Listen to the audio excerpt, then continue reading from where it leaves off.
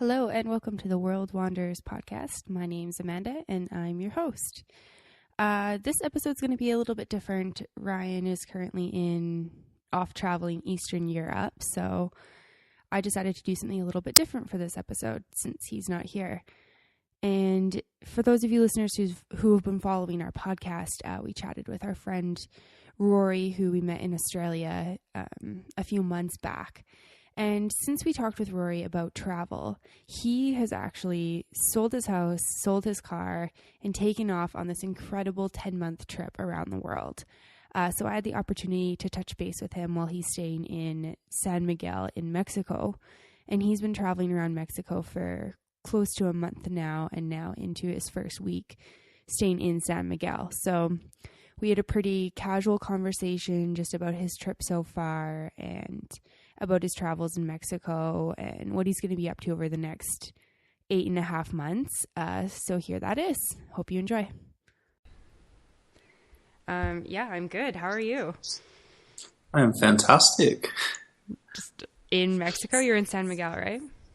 I'm in San Miguel, so I think I've been here now for 5 days. So I got like another 3 weeks here before I head to central Mexico. That's amazing. What's it like there? It's beautiful. It's like, this was probably like the 7th or 8th Mexican city I think I've seen. And like, there's not heaps to do here, but the city itself, just like, there's something about the city itself that's just kind of magical. And I don't know, there's just a nice vibe here, I guess. So I'm sort of enjoying just kind of doing nothing and just eating for a bit. That's so cool. I love that. I love Mexican food. I had chips and guacamole like right before we were talking. I was like, ooh, it's like Mexican inspired. They actually eat that right there, don't they?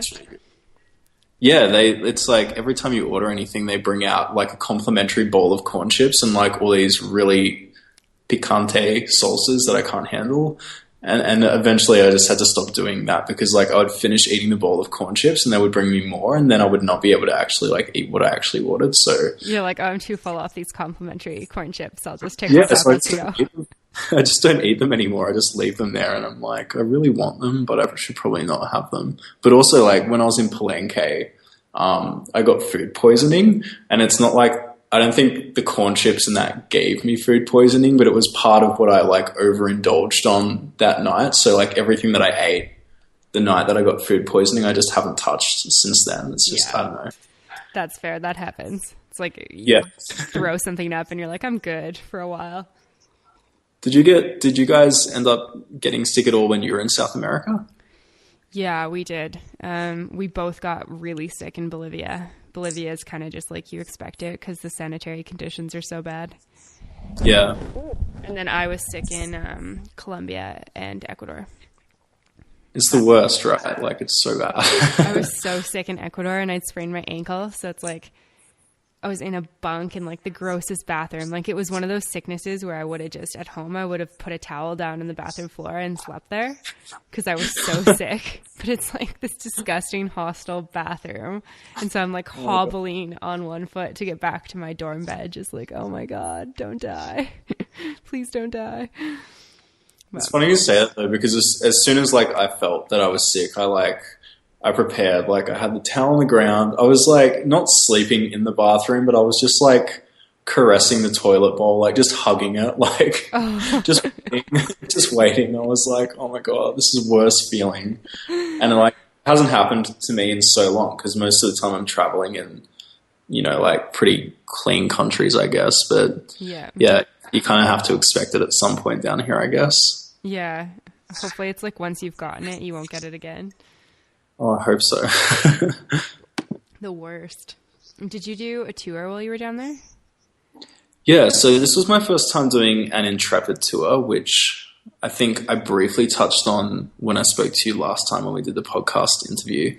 So Intrepid's like smaller group sizes than Contiki and Top Deck and a more sort of open age range. So instead of it being 18 to 35-year-olds or whatever, it's just any age group. So yeah, I think we had 15 people all up and it was a pretty mixed age group. Like we had some people that would have been probably in their 50s, and then the youngest I think was 20. I was the youngest male on tour, which is weird because to be 27 and be the youngest male just seems kind of weird. But yeah, for sure. Yeah, we had a really good group. Like we were really tight. There was no drama at all really on tour, which was odd because there's always usually someone that gets on your nerves. But yeah, it was really good, and it was really affordable as well, which is I think why I went with that company in the first place. Because for 2 weeks it ended up being about 880 Australians, which is pretty good. So good for a tour. Wow. Yeah. Did you get like food and stuff included? Food wasn't included. All our transport and accommodation was included. And then, as with Kentucky and stuff, you pay for all the optionals that you want to do and that sort of thing. Yeah. It's almost better to just have like no food included. I hate how Kentucky's like, oh yeah, food's included. And then you get to like certain meals and you're like, oh, we don't get lunch today? We don't get breakfast? What? Yeah. And with Kentucky, it's like, even when the food's included, it's never good food. It should the little asterisk thing should say bad food included because it's never actually enjoyable. So I kind of like being able to go out and I guess eat what I want to eat and stuff because I'm a bit of a foodie, so I like to hunt around for good stuff. Yeah, no, I agree with that. That's definitely worth it. Worth the extra money. Yeah, definitely. So where did you go on your tour? We started in Mexico City. So I was in Mexico City by myself for about 5 days before the tour started. And I was staying in the La Condesa neighborhood, which is one of the more sort of affluent areas. So in that area, there were like heaps of really good restaurants and stuff. It was obviously like a lot safer and that sort of thing. Sorry, I'm just like dying. Yeah, and so whilst I was there, I did like a lot of the museums and stuff by myself. So I did like the Frida Kahlo house and all that sort of stuff. And then I think we had one night with the actual tour in Mexico City. And so the next day, I think a bunch of the other travelers went and saw... Don't die on me. It's all good. Yeah, so the next day, I think a lot of the other travelers went to Xochimilco for the day, which is like this canal with a lot of like really over-the-top quiche boats, I guess, and you get drunk and sail down this river or something. And I really wanted to go to that place, but I was told no one was going there, so I didn't go with them. That's what I get for missing the meetings, I guess. So I went to the Museum of Anthropology that day, which is pretty cool. And then we headed to Teotihuacan. I don't know if I've said that correctly. It's like one of the pre-Columbian ancient ruins. I don't know if that's correct. I'm pretty sure it's not Aztec though. Yeah. So it's like the pyramids that are just north of Mexico City by about an hour. And then we headed down to Puebla for a couple of nights, and then we went to Oaxaca for a couple of nights. And whilst we were there, we did like Jueve el Agua, which is like this petrified waterfall, which was really cool. What's a petrified waterfall? It's like, it looks like a waterfall, but it's a rock formation. I think that's roughly what I got out of what it is. Okay. So yeah, it has to, I don't know, it has to do with stone formations, but it's really impressive. I think the only other one, I don't know, again, I don't know if this is the only other one is in Turkey or something like that. So I was like there with my camera taking all these photos of it. Like the shots I got of it were at sunset, so it turned out amazing. So I was pretty happy with that. That's sweet. And then we headed to San Cristobal de las Casas, which is in Chiapas, and that was just a really nice city, kind of like this one. It didn't have heaps of stuff to do in the city itself, but it was just a really beautiful city. It had just interesting restaurants and interesting sort of vibe happening there. But while I was there, we went like horseback riding and that sort of thing, and that was really nice. We got to visit like an actual local village and that sort of thing. That's so and then we headed to Palenque, which is near another set of ruins, which I didn't get to go see because that's when I got food poisoning. So whilst everyone else was visiting these amazing ruins, I was, doing what you do when you've got food poisoning, I guess. Befriending a porcelain bowl. Riding the porcelain trolley, as we say in Australia. That's awesome. And then after Palenque, we headed to Merida, which is in the north of the Yucatan Peninsula. And again, there wasn't like heaps of stuff in the city there. It was a nice city. And then we did like a few day trips and stuff from there. So we went and saw the cenotes, which were about, I think they were about an hour and a half out of Merida, which, if you don't know what a cenote is, it's sort of like an underground freshwater pool. So what we had to actually do, we went to 3 of them. The first one, we had to actually climb down a tree trunk that went into, like, I don't know, it was like the rabbit hole from Alice in Wonderland or something. Really weird. It was like no light down there.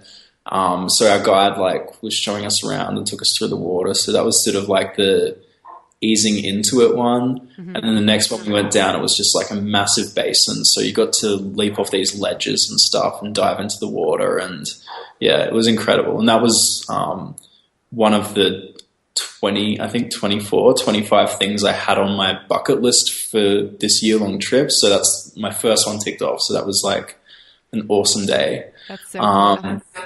Yeah, and then from there we headed to Playa del Carmen, which is just south of Cancun. And yeah, that was just a completely different change of pace for us because we'd been to all these areas that they weren't, I don't know, I wouldn't call them off the beaten path because there were still other gringos there and stuff. But compared to Cancun and Playa del Carmen, they were much less touristy. And then we hit Playa del Carmen and it's just white people everywhere. All the menus are suddenly in English. All the Spanish that we'd been trying to learn for the last 2 weeks was kind of no longer necessary because everyone could kind of speak English there. But really nice, really relaxing. We just spent a lot of time hanging out on the beach and stuff and just hanging out at like beach clubs and that sort of thing. But we also, we of course went to Chichen Itza on the way there. You have to go there.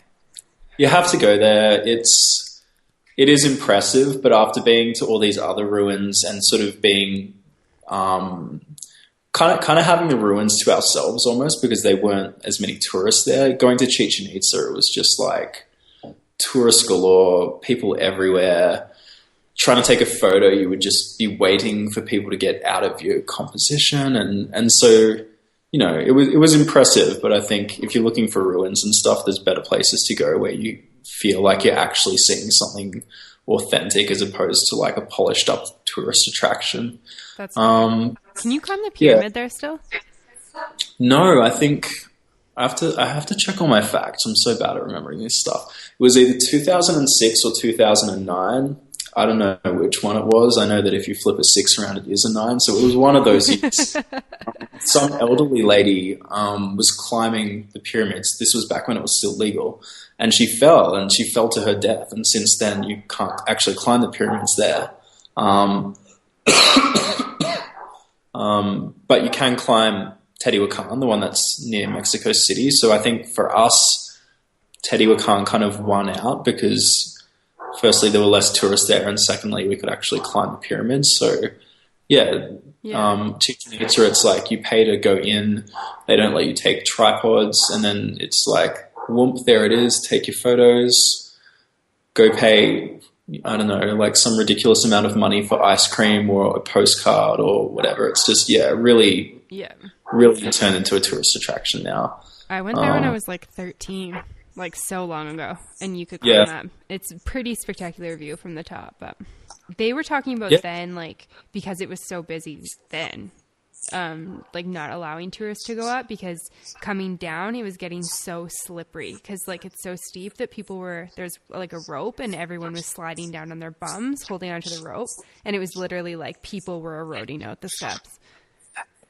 Yeah, it's a bit crazy. Well, this lady that, died, I think it was on the descent. It wasn't going up, it was coming back down. She slipped, and you know, if you slip on one step on a pyramid that size, you're not going to stop halfway. It's just going to be like all the way to the bottom. It's like it is really steep too when you're up there. Good on her for getting to the top though, and like what a way to go out. Like if I have to go out, I hope it's falling down the steps of a pyramid. Like seriously. Oh my God. Can you imagine watching that though as like her husband or like her kids? Just like, oh my God. Like she's just toppling down. That'd be pretty traumatic. Yeah.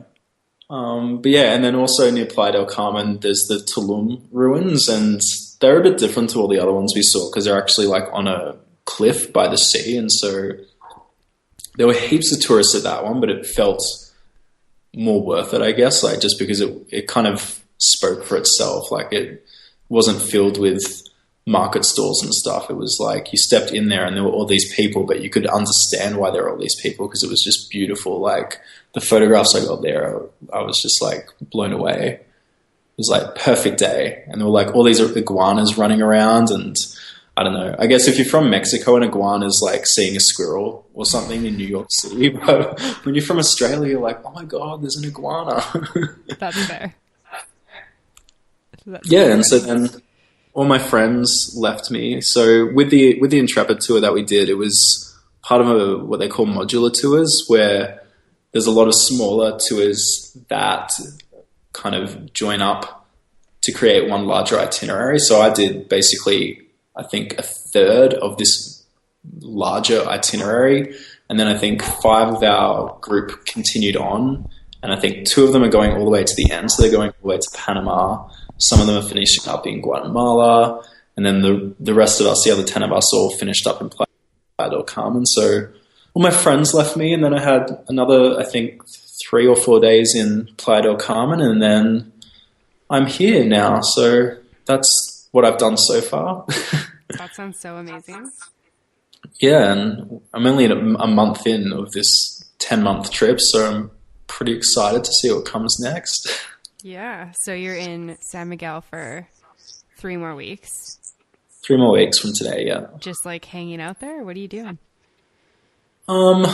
Just quote unquote finding myself. I don't know. I feel like I needed to take a bit of time after doing the first 3 or so weeks of sort of waking up every second day, going to a new city thing, just to appreciate all the sights again. You know, like if you're on the road constantly for like a really long period of time, you can start to get a little bit jaded, and you start waking up and you go, I'm not sure I want to see another ruin today. I saw a ruin 2 days ago. So I wanted to give myself some time to kind of appreciate that stuff again before, you know, I head on the next leg of my journey, which is going to be like bang, bang, bang, like early mornings every day for like 8 months or so. So yeah, I wanted to do that. And then I'd heard so much about this city before I came. Like I've been looking into Mexico for probably 2 or 3 years, and I'd heard about San Miguel, and I just wanted to experience whatever this magical city was. And I've never stayed in one city for more than 2 weeks, I think. So I thought, well, this is a good place to do it. Mexico's affordable, so it's not going to blow my budget if I hang out here for 3 or 4 weeks. Yeah, totally. It looks pretty cool. I can see like the city in the background behind you. All these lights, yeah, and just random stuff. Like I'd walk down into the main plaza, and there was like a massive like parade going on that went on for hours, and just like they were wearing really traditional. I want to say Mexican, but it could be Zapotec or something. I don't know. They were wearing fantastic outfits though, costumes with massive headdresses, and then I woke up one morning and there were all these hot air balloons outside my window, and then I was going to bed one night and they had fireworks going off in the hut in the background. It's like, yeah, just amazing views from where I am, obviously, and it's just a very, very beautiful city. Are you staying in a hotel, or did you rent like an Airbnb? Or yeah, I went with Airbnb, so I'm just staying in. I'll give you a little view. It's just a studio apartment, so it's not big, and my bed actually folds up into the wall, which is just there. But yeah, it's just That's so nice, though. That's like perfect. Yeah, it's exactly what I needed. Yeah, so just a studio apartment. It's about a 30-minute walk from the city center itself, but I don't mind that. I kind of like that. I kind of need a reason to walk, because otherwise all this food that I'm eating would just be going straight to my hips. So half an hour walk into the city, I eat as much food as I want to eat, and then I walk home and I'm like, you know what? I burnt it all off. I did my walking. I'm good. I feel like that's fair. That's perfect. That's the best part about traveling is that you walk so much because you don't have a car, and then you can just eat more. Yeah, exactly. And it took a while to find good food here. Like I had an Instagram post a few days ago, maybe a week ago, where I had to explain and this was the weird thing was from back home, I thought, every time you hear someone coming back from a new country, they're like, oh my gosh, the food there was so much better. It was so much more authentic. Like, especially when people talk about Thailand, like all I ever hear about is how Thai food is so amazing in Thailand. So myself and a lot of my travel mates expected that of Mexico. And about a week and a half into our tour, no one had brought this up because I think everyone felt like it was just them. But I said to someone one day, I was like, is it just me or is the food that we've eaten so far just not good? And they were like, oh my God, yes, I thought I was the only one feeling that way. And so there was a lot of it wasn't bad food. It was just very average food for the better part of 2 weeks. But then since I got to Playa del Carmen and I looked around Playa del Carmen and looked around Mexico City and looked around here, I finally started finding really good food. So I'm glad I found the good food. Like good Mexican food or like good other food? It's good Mexican food, but I don't know if you'd call it completely traditional. Like when I think traditional Mexican food, I think tortilla, meat of some sort, pico de gallo, salsa, that sort of thing. And a lot of the stuff I've been eating has been a little bit more modern. So instead of using pico de gallo, they might use like pickled cabbage or roasted pineapple or something like that. So it's just a more modern take on that sort of cooking. But yeah, I haven't really ventured into the whole street food thing just yet because I'm a little bit... That's fair. Okay, I'm a lot paranoid. But yeah, really great restaurants that I've found that do like gourmet tacos and stuff because obviously being in Mexico, I'm on the internal search for like the perfect taco. So have you found the perfect taco yet? I've found some pretty good ones here and in Playa del Carmen. So I don't know. When I was in Playa del Carmen, I was eating shrimp every day because I was near the ocean. And coming from Wagga Wagga, Australia, where seafood is never really fresh, I was like shrimp every day. So I found some good shrimp tacos there. And then here in San Miguel, I found a place that did gourmet tacos. So there was one that was like portobello mushroom and goat's cheese and walnuts, which was like amazing. And then another one that was, I don't know, some sort of concoction involving chorizo. And then another one that had like some type of steak flambéed with tequila and cheese. It was like the weirdest thing, but all of it tasted amazing. So I'm probably going to go back there in a few days once. My mouth's actually watering. That sounds so good. Yeah. I want to eat that like right now. Ship me tacos. Go check out my Instagram because it's on there. I think it was my most recent taco time post. I'm pretty sure I liked it. I was like, wow, tacos. Anything Mexican. Mexican food's like my favorite. Mexican and Japanese. So what's like after San Miguel? Like where do you go? So I've just finished booking the next leg of my trip like a week ago. So after San Miguel, I have like this empty space of like 4 days where I still don't really know what I'm going to do in that period, but it'll either be split between Mexico City and Playa del Carmen or one or the other. Yeah. But after that, I'm doing I think it's a 32-day G Adventures tour. So G Adventures is very similar to Intrepid. I think they're basically like Coke and Pepsi to one another. They're like rival companies. The reason I went with G Adventures this time instead of Intrepid, though, was just because this specific tour, like G Adventures segregates their market a lot better than Intrepid. So for this particular tour, it's 18 to 39-year-olds only. Not that I have a problem with older travelers.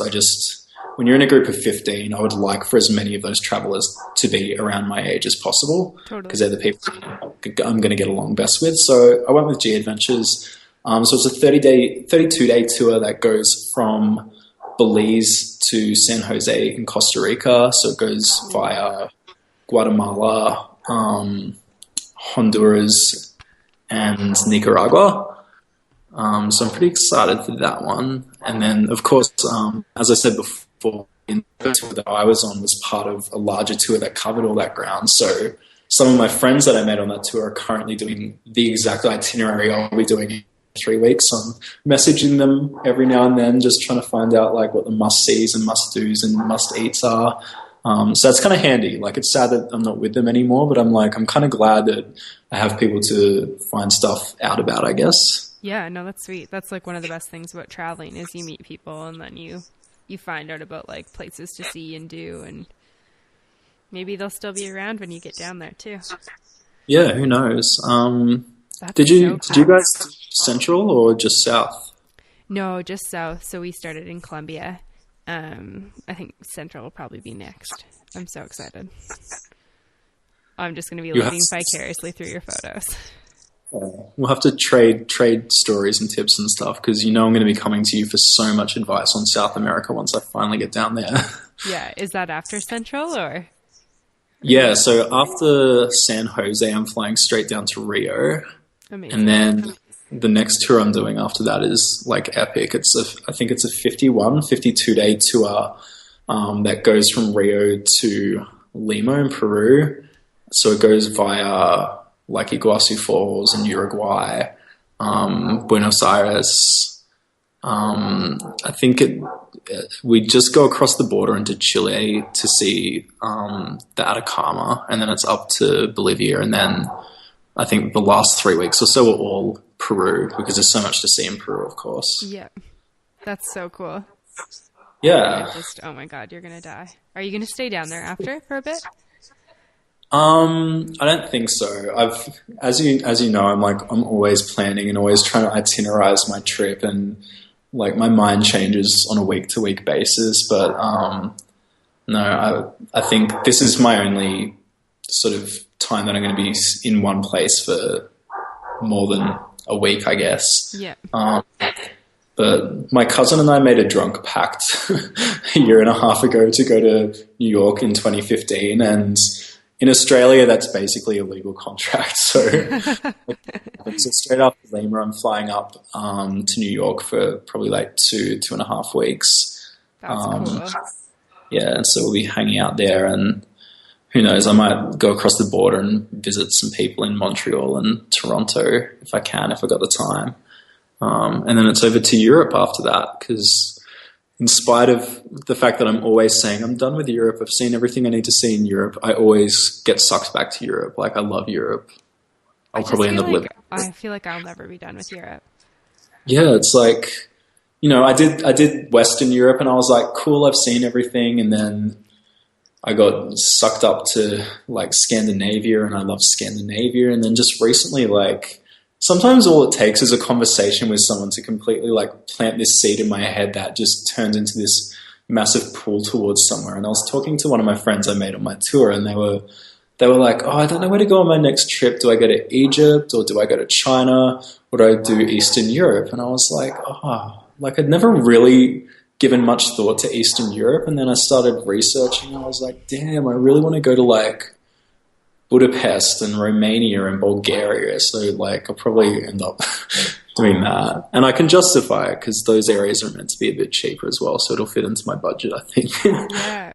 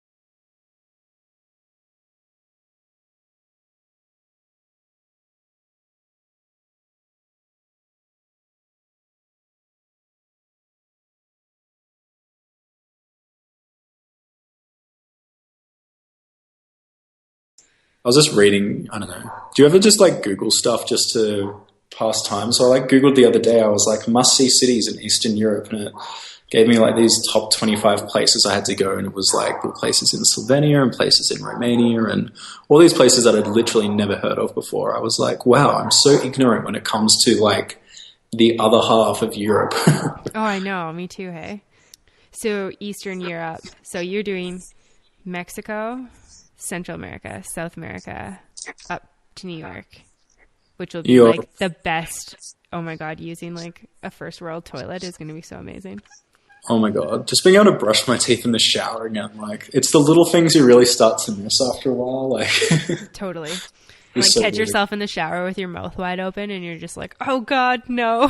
Hopefully there's no parasites. It was like, I was walking home today and I was eating an ice cream that I got from a street vendor. So that already is like not the safest thing to be doing, but it was raining. I was like, just one of those moments. And I don't know if this is like a really dumb thing to be thinking, but I was like, can I get like, can rainwater be contaminated? Like, is the rainwater that's potentially dropping into my ice cream going to cause me problems later? I don't know. I need to Google that. There's obviously so much stuff I need to Google to find out. I think you're good with rainwater. Yeah, just the constant paranoia about like, is this going to make me sick? Can I eat this mango?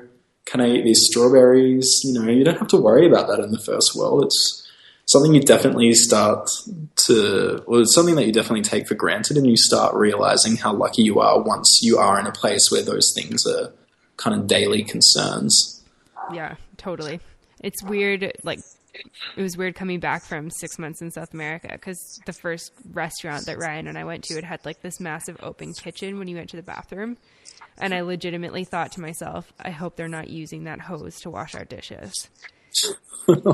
And like, I came back to the table and I was like, oh my God, it's fine. You're fine. You're okay. And Ryan had like something similar. He's like, oh, like said something about like them washing the dishes with like the tap water. Because that's like a big thing too. Like, whatever they wash your dishes in, it's like, if they use like really hot water and they're just using like cold, dirty water, it's like on your plate. Yeah, there's just so many things that you pick up when you're in Central or South America or Mexico, which I guess is in neither of those areas, but I'm just going to lump it in. I'm just going to say Latin America and categorize all of them together. Totally. But like, yeah, just every time I see food, like street food, which I will eventually try, you know, like I've heard so many things, like unless you can see it being cooked in front of you, don't get it, because if it's been sitting there for a while, you know, bacteria accumulates and just all those little things. And today when I ordered my ice cream from the street vendor, they put the scoop back into the little thing with water, and I was just looking at the thing of water and I was like, I hope that's purified. Like, I hope to God that water was purified. I guess we'll know tomorrow. Yeah, for sure. It's hard though. It's just luck of the draw. Like, I don't know. Yeah. When we were in Southeast Asia, we got this pineapple and this guy like used a knife to like cut the edge off of it, and then he turned it upside down so he held like the ferny part at the bottom and like ate it kind of almost like an ice cream. And Ryan was paranoid because like he'd cleaned the knife in this like bucket of water, and he's like, I don't think that water's clean. And I'm like, well, I'm hungry. I'm gonna eat this pineapple. Like, I was fine, but I easily could have been sick. It's just you never know. I mean, you have to be careful, obviously, to a certain extent, but you also have to. I mean, I can't starve myself.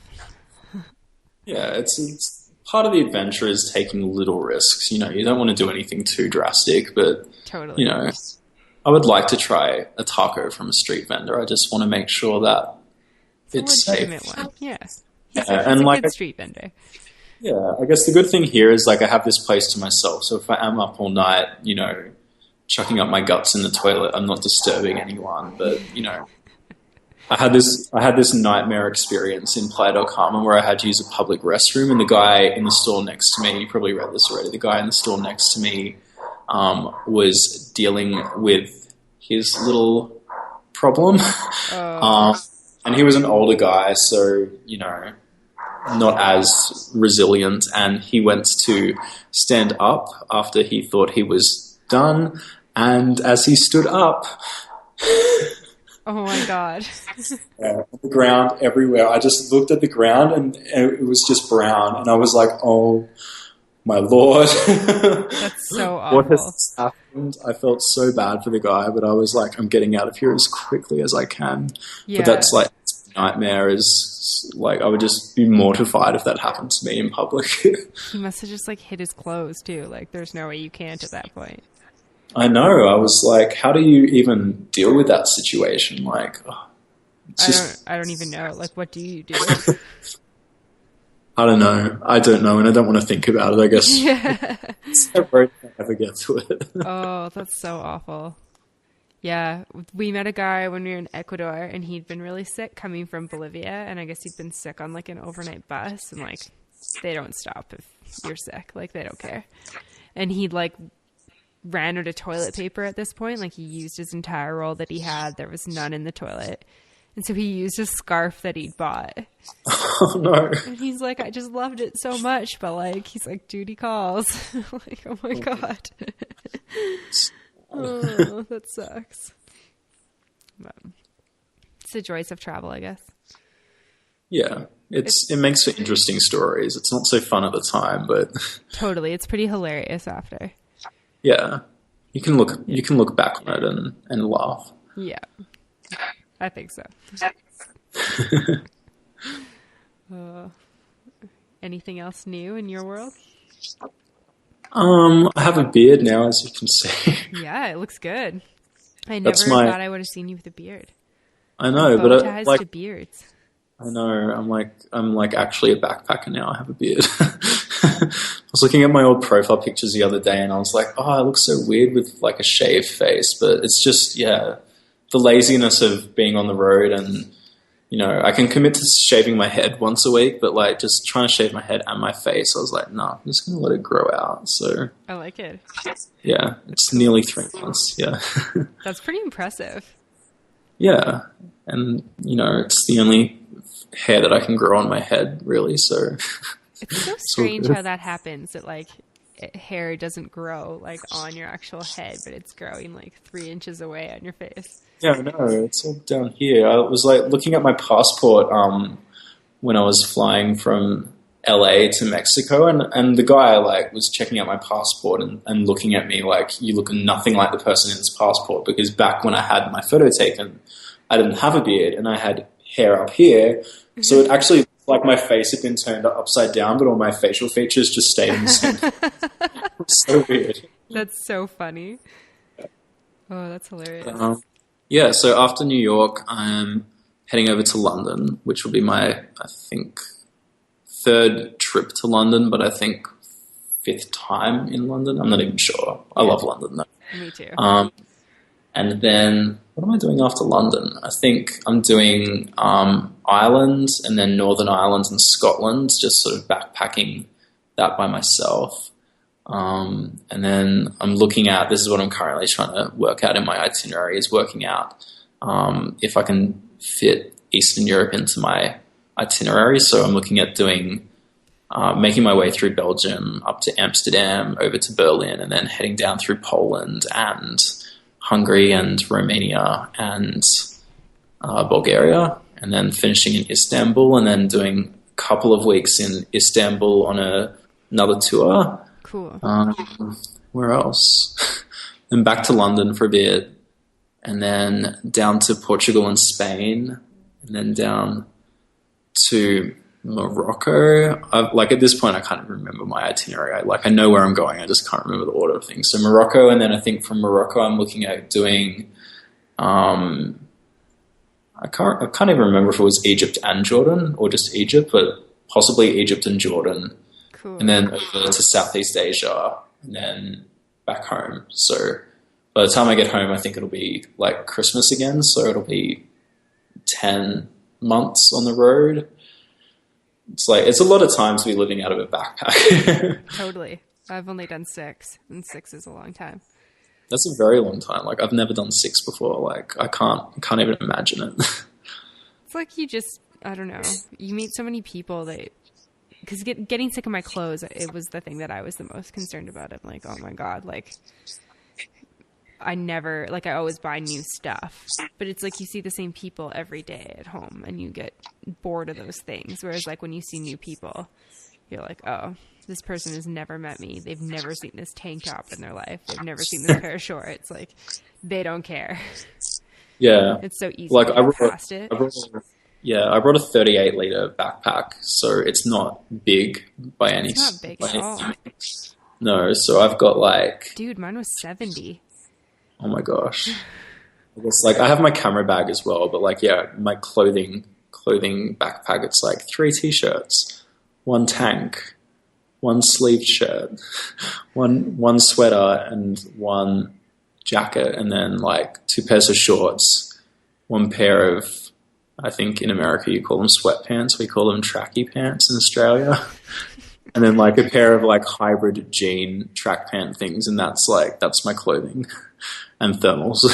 That's okay. So it's like, you can always ship it home and buy a whole new wardrobe when you're in Europe. Yeah, I've just been doing laundry like every 4 or 5 days, but yeah, it makes it so much easier than having to carry everything around. Because in the past, I'd always traveled with a suitcase, and I think this is the point where I'm like, I can officially call myself a backpacker. I'm living out of a backpack. I've stayed in like hostels for the better part of the last 2 weeks or so, you know. Yeah. I haven't really met anyone in the hostels, but I have stayed in them. Yeah. Yeah, I was reading your post about that. That's so strange that they've been so quiet. Yeah, well, one of them, it was like dead, like no one at all. Like I never saw anyone there. Like I know other people were there because I kept seeing like the maids cleaning the rooms and stuff. So I was like, well, there must be people in those rooms. But I had a 6-bed dorm to myself. And then in Mexico City, like last week, I stayed at this hostel, which was like amazing. And I had an 8-bed dorm, and there were only 3 of us in it. And I only saw the 2 other people once when we passed each other in the hallway right near our door. Like that's all I saw of them. And then the hostel I was at in Playa del Carmen, that place was pretty packed. There were heaps of people there, but I don't know, like I just didn't meet anyone there. It's probably because I'm a little bit socially awkward to begin with, but I don't know, like I think a lot of people were traveling in wolf packs. Like there was a lot of guys in groups of like 4 or 5 or 6, like really big groups of guys that already had their own thing going on and had their mates with them already. And 2 of the guys that were staying in my room were like in their, I want to say late 60s. Whoa, that's for a hostel. Yeah, so like I didn't really meet anyone, and I'd have like, we were in a 6-bed dorm, so it's me, these 2 older gentlemen, and then there was a double bed or a queen bed, and then another single bunk, and so every day like the other 1.5 beds, 3 beds, I don't know, the double bed and the single bed, there'd be like a new person in it every day, and then they'd go, so like I didn't actually get the chance to talk to anyone, but it's all right. I'm a strong, independent, bald man with a beard. I'm cool with myself. You're good. Yeah. But I would like to actually meet people at some point. Yeah, no, for sure. Yeah, that's what Ryan said is like, because we've always just stayed in hostels, the 2 of us, is that it definitely is like harder if the rooms aren't full or if there's like a group in there. Like he said, it is harder to meet people. Like, I don't know, like we'll always make an effort to talk to people, but I feel like if you're a group of 5, like you're probably just on a friend's trip and want like cheap accommodation. Yeah, like it's much easier if you're meeting with other like solo travelers or people that are traveling in pairs and stuff. It's a lot easier to meet them. But yeah, like Ryan and myself, I would say, are both a little less outgoing than most people. We're not super extroverted people, so I think for us in particular, it would be a little bit harder, kind of feeling like you have to make the first move to meet people and stuff, whereas I think you're pretty assertive and you're pretty good at striking combos and stuff. But for me, it's like, how do I talk to this person? What do I say? Do they even speak English? Like, I don't want to be the person that tries to strike up a conversation and then gets a response in German that is basically in undecipherable to me. Oh my God. The number of times that's happened to me at work is actually shocking. I like approach somebody and I'm like talking to them about stretchy pants, and then they like look at me and I'm like, oh, you don't know what I'm saying. I understand. Yeah. I think that keeps happening to me in reverse over here because like, and it's weird because when I was in Paris, I would always make an effort to speak to the locals in my very limited French. Yeah. Because I think with the French, I always found them to be very charming and very polite, but I think that's mostly because they have a respect for people who try to learn their language. So if you're an American and you're trying to speak American at them, they don't appreciate it. But I would try to speak French to the French, and they appreciated it, but they could also tell immediately that I could not speak French to save my life, and they would start speaking in English. But over here, like, when I started this trip, the only words I knew in Spanish were, like, waffles. I knew how to say random shit like the spider drinks the milk because I was doing Duolingo, and that's the kind of stuff it throws at you. It's like la araña bebe la leche. I was like, I don't know why I need to say that. La manzana es verde. I was like, I think I need to know more than the apple is green if I'm going to go to a Spanish-speaking country. And then being on my own for 5 days, I was like, oh, like I would walk up to people and they would start speaking to me in Spanish and I would have no clue. And at that point I was like, okay, I need to start learning some stuff. So like, you know, I still know a very limited amount of Spanish, but I can read menus to a certain extent now. But I even now, like I go up to people and I greet them in Spanish and they just assume that I'm fluent in Spanish and they'll run this entire sentence and I'll just be standing there blinking and I'll be like, lo siento, mi español no es muy bueno. And they're like, oh. And here we are trying to like communicate with charades and stuff. It's so confusing. That's awesome though. It's good to learn. I think that's like one of the coolest things about being somewhere. I don't know. I think the Spanish language is so beautiful. It would be really great to know more of it by the time I finish up in Lima. Like I would love to know at least 1% of the language. That's my goal is I just want to know 1% of the language. Well, you can say the spider drinks the milk. Spider drinks the milk. Not everyone can say that in Spanish. No one's ever going to assist me ever. Like until we probably get to Costa Rica and I have to like run to the front desk and be like, Lorania, grande. Oh my God, that's hilarious. Oh, that's funny. That's cool. How did your Spanish go when you were in South America? Like, how would you rank yourself as a Spanish speaker now that you've done that trip? When we came home, I would have said I was proficient. And now I'd say I'm not as proficient. Like we learned enough. We'd learned like all of the tenses. There's like 7 tenses. We'd learned them all. We'd like just learned one of them. So I wasn't very good at that one, but, yeah, people have like come into Lululemon who speak Spanish and my vocabulary is like not there in terms of a retail store. Like it's really hard for me to help people in Spanish, but I can like speak basic Spanish. That's good. Yeah. Like a basic conversation. And I was getting better at understanding. Like someone could talk and I was like, okay, I get what you're saying. And now because I never hear it, I don't think it'd be there. Like I think when we go to Central America, we're going to have to brush up a bit. Yeah. Brush up quite a bit. Yeah. I just wish that like when I was younger, I had learnt a second language because I think when you're younger, it's so much easier to pick it up. And now I'm like an old man and I'm just like struggling and like I remember all these words, but then like after a few days, I still remember how to spell it, but I forget how to pronounce it. And like just the difference between saying I want to ride the horse and I want to ride the hare is like the difference of like one letter in the word. Like, I know. It's so confusing. Like, I can't roll my R's, so it's like pero and pero. Like I can't say dog.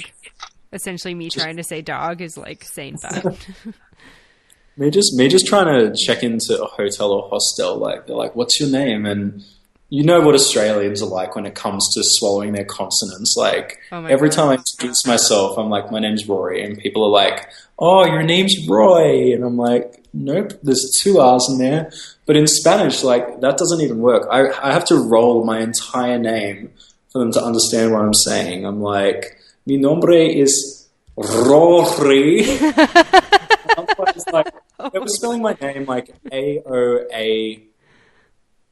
Yeah, it was like A-O-A-Y or something at one point. And I was like, How's that even a name? Like, surely you should realize that's not a name. Like, maybe I don't know, somewhere in the Middle East that's a name, but I think it's So quite funny. obvious that I'm a gringo. Like, Yeah. Ryan is like, they don't use, because they roll their R's, they don't really have names with like R at the beginning, and RY is a really weird pairing in Spanish. Like, people did not understand Ryan. Like, they'd be like, Brian, and he'd be like, Ryan, like, no B. And they're like, what? Like, maybe what? maybe we just need to choose Spanish names for ourselves. You know how, like, I don't know, every time we get exchange students from like an Asian country in Australia, they'll choose like not an Australian, an English name for themselves. Maybe we need Spanish names for ourselves. Yeah. Well, my name's actually Latin, so I'm good. You and Ryan, though. Names that aren't with ours. What can my name be, though? Maybe I can be Esteban. Be Esteban. That'd be awesome. Esteban Madigan. All right. Well, I should probably get going because I work in the morning. Yeah, I'll let you go. It was great talking to you as always. Yeah, we'll have to do it. So good talking to you. I hope keep enjoying San Miguel and your travels. Well, thank you. I'll keep you updated for sure. Sounds good. And I'll keep following your Instagram and your Facebook, and I'll catch you somewhere along your travels. Definitely. All right. I'll talk to you later, my friend. Okay. Bye. Bye. All right, so there we go. That's Rory in Mexico. So check out www.theworldwanderspodcast.com for some show notes and perhaps some links. And I can put up Rory's Instagram feed so that you guys can follow his trip as well. Shoot us an email at theworldwanderspodcast@gmail.com if you have any comments or questions. Thanks so much for listening. Bye.